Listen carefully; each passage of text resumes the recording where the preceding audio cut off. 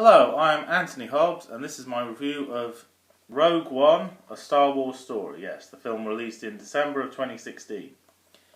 Some movies I love, some movies I hate. Well, this one is somewhere in the middle. It's okay, it's alright, it's well worth a look. Flawed, yes, but at the same time it has a lot of moments, yeah. Plenty of action, yes, great special effects and everything, and it's basically a prequel. It's set between the events of Episode 3 and Episode 4. It's set literally days before the events of A New Hope, yeah. And, okay, more visual aid. The lead character is Jyn Erso. And in the opening sequence, yes, Star Wars, they're well known for having a very memorable opening sequence. In this case, we see at the very beginning what we think is a bit of grey, like a spaceship or something. No, it's not a spaceship. What is that?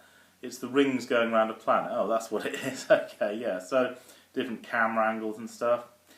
We see Jyn Erso when she's a little girl. Her life is in danger because the Imperials are after her father. They kill her mother and are after her next, so she has to hide. And this man has like a life support system thing that looks after her. Oh, and she has a toy stormtrooper, so I thought that was pretty cool. All these Star Wars toys that are collector's items. Well, they have Star Wars toys in the Star Wars universe itself as well. And something I found a bit amusing.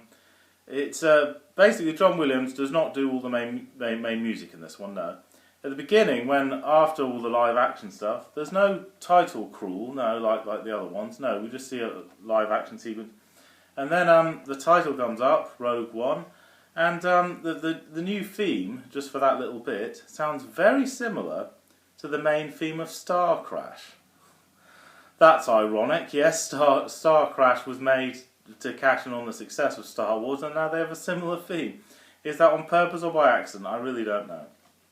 Anyway, there she has all her weapons. She doesn't have her baton though, so that's a bit disappointing, but she has, yes, a blaster and what looks like a little mini rocket launcher or something. Here's some more visual aid, stickers, yes, and Rogue One official sticker album. It is good, but K2SO, the droid, and Jyn Erso, they're the only characters that are really very memorable. You know, I can't name all the rest, yeah. So it doesn't have as distinctive characters. Oh, they're pretty cool. And also it's very gritty, very grim film, yes. It's not all... I mean, Star Wars varies. Some of them are a bit too cute and cuddly, some are very gritty like this one, and some are sort of somewhere in the middle. So there's something for everyone. There is no stereotypical Star Wars film, so they're showing that they can be different, yeah. Another thing that makes it different is there's no Jedi. There's someone that's a bit Force sensitive, the blind man there. But no official Jedi. No, the Jedi power is over. Or is it? There's one scene where there's like a rock formation that's sculpted into the shape of the face of a Jedi, but it's half buried in the sand. And I think that's sort of symbolic. It's saying there is a good power that's going to rise, but not just yet. The power of good is hidden, and it's waiting for the right time to strike, yeah. Now, Jyn Erso is a rather reluctant hero. She's just like a bit of a troublemaker, a thief or a smuggler or something. The rebellion threatened to turn her into the authorities unless she does this dangerous mission for them. So she's a bit reluctant, does it, rather, begrudgingly, But ironically, halfway through the film, it's the other way round. Jyn Erso gives the rebellion this big motivation speech. And why don't you attack now with everything you've got? Come on, it's time. Now is the time to strike. But they need a lot of persuading. So she's like, all right, I'll do it myself. She has a small army of men with her. They go in a spaceship that they've named Rogue One. We'll do it without you. And that makes the rebellion feel guilty. Oh dear, we better go and join in and help them then. Yes, her character develops as the story goes on.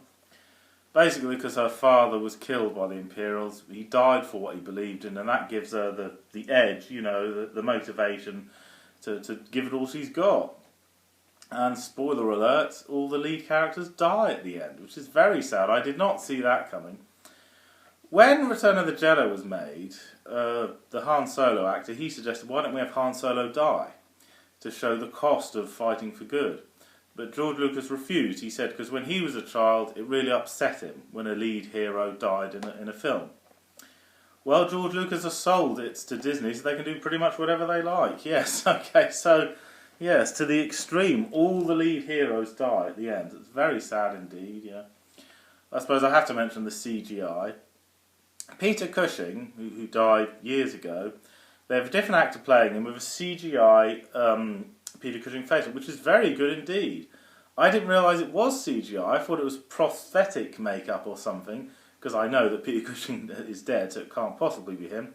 So yes, I was really surprised, but some critics have said it doesn't look realistic. I think it does look realistic. The Peter Cushing CGI does look realistic. What I don't understand is, why didn't they get an actor that could perfectly imitate Peter Cushing's voice? All this state-of-the-art technology, but you can tell that's not Peter Cushing's voice. Couldn't they have gotten a better impressionist to do it or something? But there we are. And, hang on, we've got some more visual aid. No, that's all the visual aid, yes. The Death Star, we see it upside down at one point in the story. That's an angle we haven't seen before, because there is no up or down in space. Yeah, and that's Death Star. And of course, Darth Vader. We have the original actor who does his voice return, so that's pretty cool. Darth Vader only in a small part of the film, but if he'd starred in it, he'd just outshine all the other characters, wouldn't he? So yes, he just has a small part. And of course, one thing all the fans agree on, at the end of the film, the highlight is when Darth Vader kills a load of rebel troopers all on his own. He deflects the bolts with his lightsaber, kills people by strangling. He can kill a man with a mere wave of his hand, and they're absolutely terrified of him. There is a reason why Darth Vader is the most feared man in the universe. And we see just how dark and sinister he can be. Yeah, this is a much more gritty Star Wars story, yeah. And when there's a big hole in his spaceship, that doesn't affect him because he has that breathing mask, and it doesn't affect his stormtroopers. And it is kind of cool seeing the old school stormtroopers and the old school TIE fighters and X-Wings, yeah. And, speaking of X-Wings, we see ones with blue stripes, not red ones. And I thought that was kind of cool, because in one of the Star Wars comics from the 70s, they made a mistake, a blooper. They called them Blue Squadron instead of Red Squadron. Well, now there are blue ones there, so it's not a blooper anymore, yeah. And the Death Star twist, yeah, spoiler alert, the man that designed the Death Star deliberately made that shaft a weakness so that the rebellion could destroy it.